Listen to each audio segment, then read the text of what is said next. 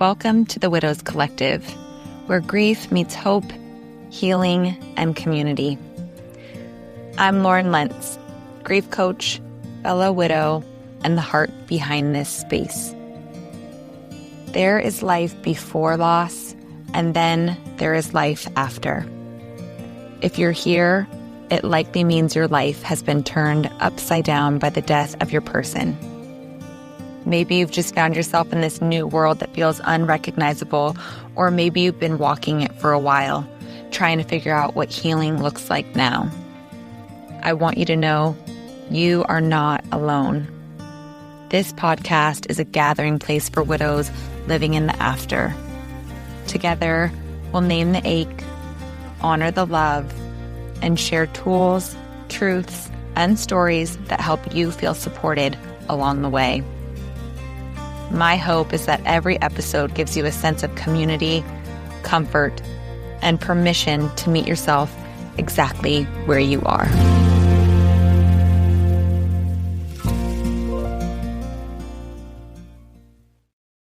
Hello, and welcome back to the Widows Collective. I remember when I started to come out of that daze, that fog of sheer survival, and into these small, momentary glimmers of life again. I was working, taking care of my son, keeping up with the house, doing all the things that on the outside probably looked like I was getting my footing back. But internally, I was met with so many conflicting thoughts. And this is something I see so often in grief. There's this discrepancy between how the outside world sees us and what is actually happening inside of us. Because as you begin to come out of that initial fog, you are moving through the world in a way that looks more functional, if you will. You're answering messages. You're showing up for your kids. You're going to work. You're putting one foot in front of the other. Maybe you're going out for walks or exercising again. Maybe you're even laughing from time to time or finding moments where you can be present with family and friends. And people respond to that version of you. They see you as strong, resilient, doing better. But internally, something completely different is happening.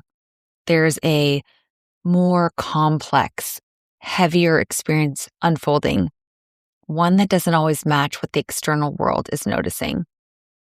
When those two realities don't line up, it can start to feel really confusing and sometimes even unintentionally invalidating, like your experience isn't fully seen or fully understood.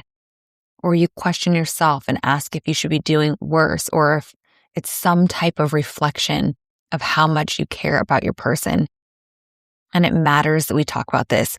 It's an experience that happens often and can create additional friction and isolation inside of something that already feels impossible to navigate.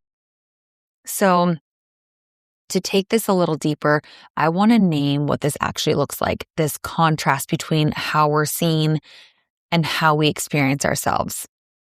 I recently shared an image of myself and my son on Easter, less than 2 years after my husband was killed. To the outside world, my family, friends, acquaintances, it looked like I was doing well, that I had started to figure things out. I would constantly get comments that I was courageous, patient, and calm, that it was impressive how well I was functioning, handling something that felt impossible gracefully, that I was moving forward, that I was present, resilient, capable, inspiring. I remember hearing some of those things and feeling conflicted and frustrated. If I stepped back just a little bit, I could see what people were responding to.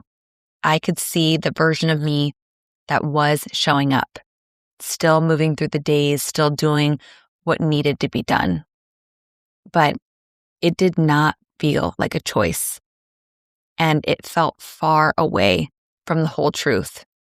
Because the way I experienced myself was very different from how they saw me. Internally, the waves were still crashing down. Most days I was irritable, extremely anxious, fearful, hanging on by a thread, restless, on edge, easily overstimulated by crowds of people and noises, and taking it all out on my son. Everything felt heavy, like I was carrying something that never really set down. Emotionally raw in a way that made even small things feel like too much.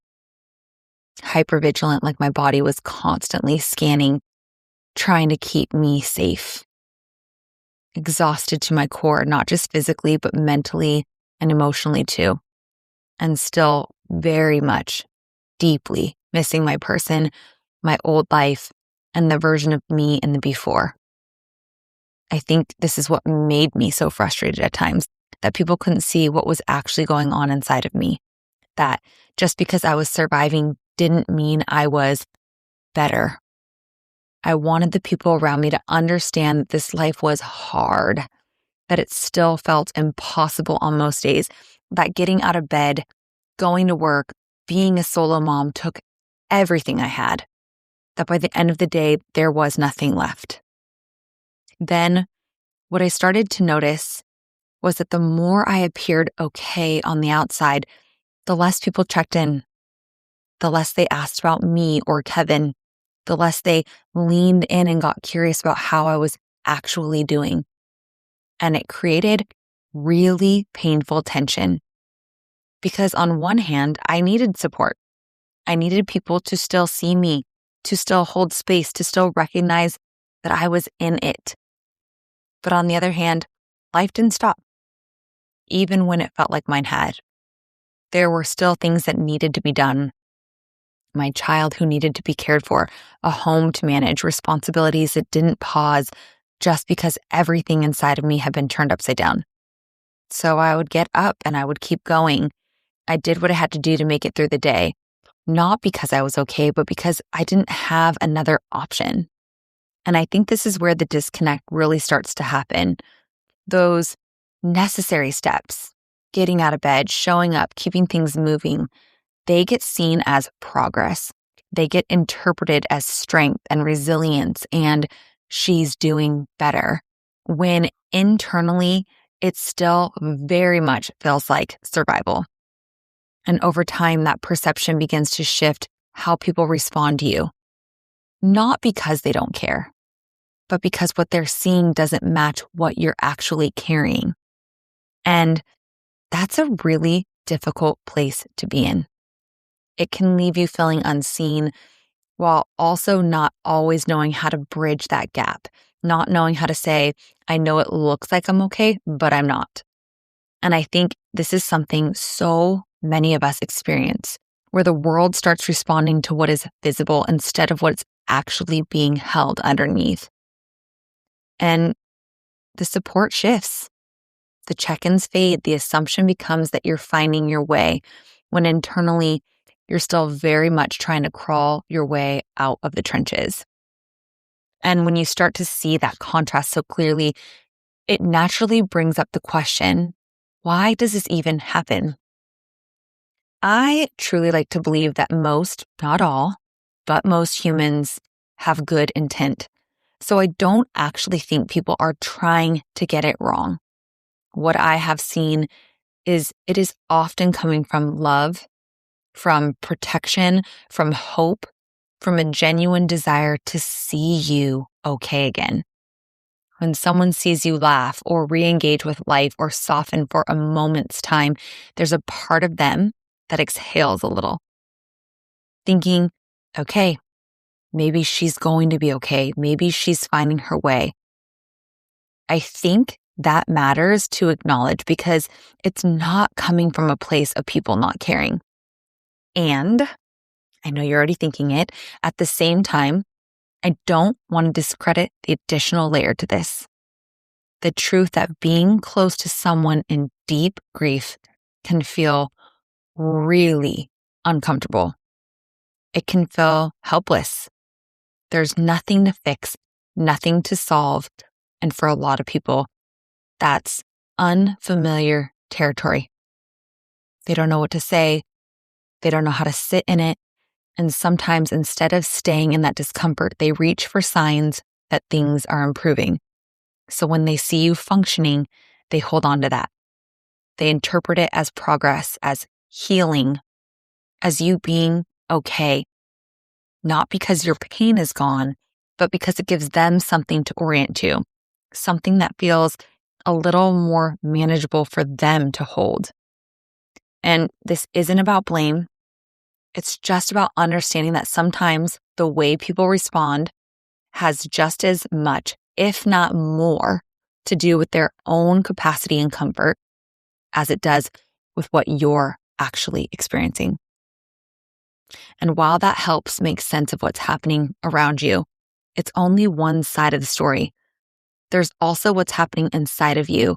And it's not that you're getting better. It's that your system is adapting to a life that didn't stop, even though everything inside of you did. You're learning how to exist inside of a world that looks the same on the outside, but feels completely different on the inside. And you're learning how to carry something you didn't choose and you didn't have time to prepare for. And that adaptation can start to look like functioning. It can look like getting up, getting dressed, going to work, responding to text, making decisions, cooking dinners, showing up to things that life keeps asking of you, whether you feel ready or not. But none of that necessarily means you're okay. It just means you're still moving, because underneath all of that, your system is very much in it. Your body is still trying to make sense of what happened, trying to find safety again in a world that no longer feels familiar, still scanning for stability in a way that can feel exhausting and constant. And this isn't something that resolves just because time is passing or because life demands your participation.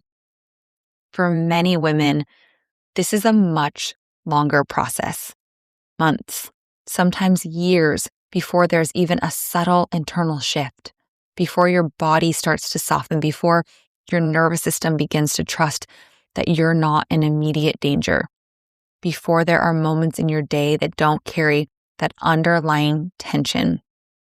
So what the world often sees as she's doing better is really just your capacity expanding to keep going inside of a life that didn't stop. It's survival with motion, in motion. And layered into it, there's another experience that tends to come up for a lot of us, especially as time goes on. Guilt. That fun little feeling that sits along so much of our experience of grief. Because as you start to function more, as you begin to re-engage with parts of your life, you also become more aware of how that's being perceived. And that awareness can feel really uncomfortable because there can be this quiet question running underneath everything. If I look okay, what does that mean? Does it mean people think I'm over it? Does it mean people think I've moved on? Does it mean I'm somehow leaving them behind or minimizing what this loss actually was? And for a lot of widows, this creates a kind of push and pull. You might start to open up a little, feel a small moment of lightness, allow yourself to be present, and then almost instinctively pull back. Not because you want to stay in this feeling of being stuck, but because it can feel like too much, too soon, or like it doesn't match what you're carrying inside. Sometimes it can even feel like a betrayal. If I can laugh, if I can function, if I can have moments where I feel okay, what does that say about how deeply I love them? And I just want to make sure I say this here because this comes up so often. Your ability to function, your moments of lightness, your capacity to keep going are not reflections of how much you love your person. They are a reflection of your humanity, your nervous system doing what it needs to do to survive, and our innate ability to carry forward even through our darkest times. When you step back and look at all of this together, you can start to see a fuller, more honest picture of what's actually happening. because this isn't inconsistency. It's not a reflection of your effort or your strength. It's not you getting it wrong or not doing grief well enough. This is what it looks like when your mind, your body, and heart are all trying to process something that doesn't have a clear timeline. Grief doesn't move in one direction. It expands, it contracts, it softens, it intensifies, sometimes all within the same day. And your experience of it is allowed to shift. You're allowed to have moments where you feel more present and moments where it all feels heavy again. You're allowed to function and still feel like you're barely holding it together underneath that. None of that cancels the other out. And within that, there are small ways you can begin to support yourself, especially when this tension starts to feel really loud. So if you find yourself here, I want to offer a few things to hold on to. None of this is a way to fix what you're feeling. It's more a means to support yourself inside of it. So first, just start to notice. Notice when that disconnect shows up, when the outside doesn't match the inside, when you feel misunderstood or unseen or like you're carrying more than people realize. And instead of immediately trying to explain it or push it away, just name it. This is that space. Second, give yourself permission to not perform. You don't have to meet people's expectations of how you should be doing. You don't have to match the version of you that they're responding to. And you also don't have to over-explain yourself if you don't have the capacity. And third, be intentional about where you go for support, because not every space is going to be able to hold this. So finding even one place, one person, or one community where you don't have to translate your experience, where you can just be in it as it is, can really make a meaningful difference. As we start to close, I want to bring this back to you. If you're listening today and you recognize yourself in what I just shared, where the outside looks one way and the inside feels completely different, I want you to know there is nothing wrong here. Nothing about this means you're behind or grieving incorrectly. Nothing about this means you're deceiving the people around you. You are someone learning how to live inside of loss while still being asked to keep living. And that's a lot to hold. I want you to take a moment to really honor that. It makes sense that it feels heavy. It makes sense that it feels confusing, frustrating, and conflicting at times. It makes sense that there are parts of this that feel unseen. It really is impossible to show someone what is going on inside of you if they have never experienced it themselves. If you're looking for a place to navigate this experience and other experiences like it, either one-on-one or in a group space, you can find a link to my website in the show notes. I would be honored to walk alongside you. Until next time, I hope this sat in your soul somewhere. I hope this spoke to you. Big hugs and lots of love. You've been listening to the Widows Collective. I'm Lauren Lentz, and it means so much to me that you spent this time here today. If you found comfort or connection in today's episode, I invite you to please subscribe, leave a rating, or share it with someone who might need a little support. You can also follow me on Instagram at I'm Sorry We're Friends and join my email list at laurenlentz.com to explore my one-to-one grief coaching, group program, retreats, and other tools designed to help widows navigate loss with understanding and guidance. I hope you'll join me next week for another conversation where we'll continue exploring grief, healing, and ways to reimagine life after loss. I'm sorry you're here, and I'm so grateful that you are. Thank you for being a part of this community. Your presence is an act of courage and self-compassion, and I'm honored to walk this path alongside you.